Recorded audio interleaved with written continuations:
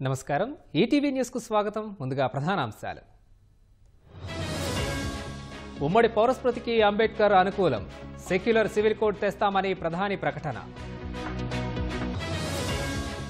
vote bank రాజకీయాలకే కులగణన వాదం రాజ్యాంగ స్ఫూర్తికి విఘాతమని మోదీ ధ్వజం సావర్కర్ విధానాలను వ్యతిరేకిస్తున్న బీజేపీ రాజ్యాంగాన్ని మార్చే యత్నం చేసిందన్న రాహుల్